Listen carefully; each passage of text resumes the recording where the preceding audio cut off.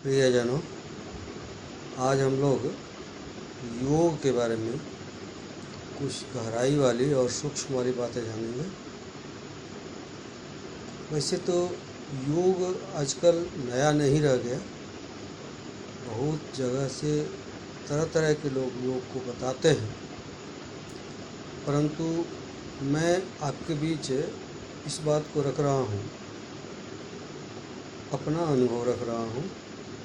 योग जोड़ने का तो सामान्य नाम हुआ, जोड़ता है, किसे जोड़ता है?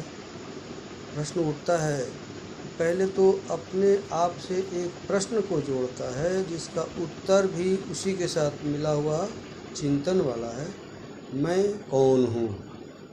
इस प्रश्न का उत्तर स्वयं ढूंढना है। मैं कौन हूँ? मैं मनुष्य हूँ तो धरती पर लाने वाला कौन? मैं पिता हूँ तो मेरे संतान कौन है और उनका क्या कर्तव्य है? मैं एक माँ हूँ, माँ का काम क्या है? इस प्रकार से तरह तरह के उत्तर इसके मिलेंगे। प्रश्न सिर्फ एक रहेगा, मैं कौन हूँ? यदि आत्मा हूँ तो परमात्मा साथ जुड़ेंगे, अर्थात इस प्रश्न के उत्तर में भी योग है। प्रश्न और उत्तर योग को दर्शाता है। योग आजकल अंग्रेजी में योगा बन करके उभर रहा है, परंतु हमें योग को जानना है। मुख्यतः शरीर और मन दोनों को जोड़ने का काम योग करता है। शरीर इंद्रियों से भरा हुआ है। शरीर में 5 ज्ञान इंद्रियां, 5 कर्म इंद्रियां मिले हुए हैं। मन परमात्मा से जुड़ा है। मन के अंदर 5 प्राण और 5 उप प्राण जुड़े हुए हैं।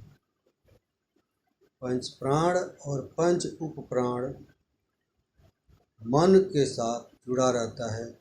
मन उसे देख सकता है। मन का संबंध आत्मा से और शरीर का इस नश्वर जगत के से संबंध रहता है।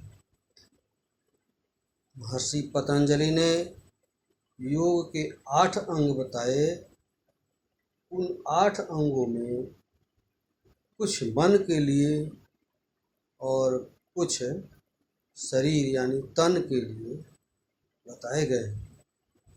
उनका कहना है अथ योगानुशासनम, अर्थात जब से आपका ध्यान लगा, जब से योग की तरफ अग्रसर हुए, तब से अनुशासन शुरू हुआ, यानी योग का अनुशासन।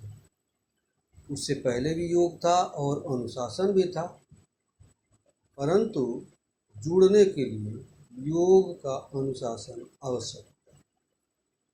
तो मन और शरीर को जोड़ना, आत्मा और परमात्मा को जोड़ना, यह हमारा योग का प्राथमिक कार्य है, उद्देश्य है। यम, नियम, आसन, प्राणायाम, प्रत्याहार, धारणा, ध्यान और समाधि, ये 8 अंग हैं। 8 अंग को योग कहते हैं। एक बात को ध्यान रखना जरूरी है भैया बहनों, अर्थात परम सौभाग्यशाली मेरे मित्रों, यह शरीर मन के साथ जुड़ा हुआ है और मन अलग अलग भागता है। उसे अपने बस में करना प्रयास के द्वारा हो सकता है, स्वयं मन बंध नहीं सकता। अतः मन को जोड़ने के लिए, शरीर से मन को जोड़ने के लिए कुछ आसन दिए गए हैं, कुछ ध्यान है, यम और नियम का पालन आवश्यक होता है। प्राणायाम, वैसे तो प्राण की संख्या 5 बताई गई, उसके आयाम को जोड़ना ये भी जरूरी है। हम योग के आज के इस वीडियो में आपको बताना चाहेंगे कि मन को पहचानने के लिए हमें चित्त पर ध्यान देना पड़ेगा। मन, चित्त, बुद्धि और अहंकार। मन, चित्त, बुद्धि और अहंकार, ये 4 चीज़ें हमारे सूक्ष्म अंग हैं जो मन से जुड़े हुए रहते हैं। ज्ञानेंद्रियाँ और कर्मेंद्रियाँ। ज्ञानेंद्रियों में आँख, कान,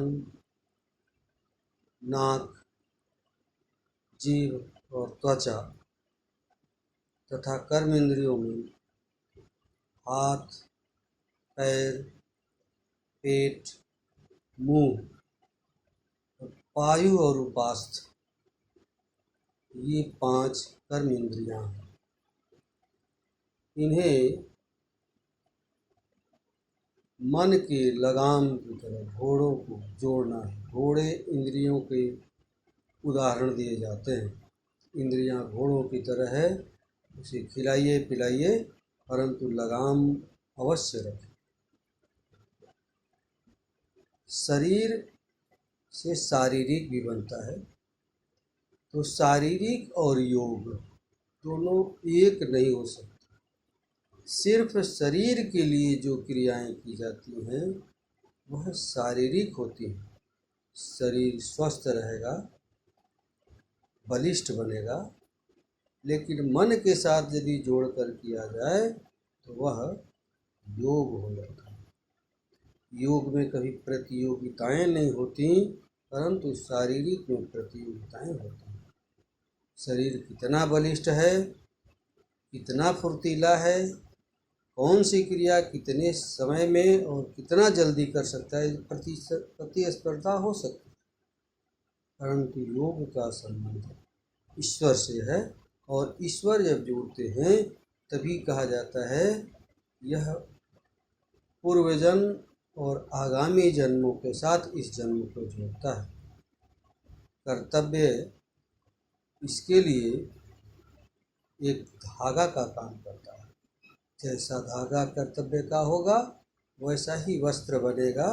उसी प्रकार से शरीर और मन को जोड़ते हुए योग बनता है।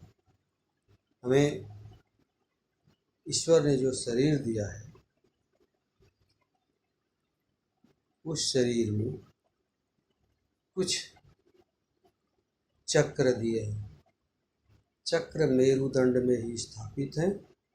सबसे नीचे यदि हम पद्मासन लगाकर बैठे हैं तो जिस पर पूरा भार शरीर का रहता है, मूलाधार चक्र मेरुदंड के सबसे निचले भाग पर। गंगा की धारा जैसे ऊपर से नीचे बहती है, शरीर में जो धाराएं हैं और नीचे से ऊपर की ओर बहती हैं। मूलाधार चक्र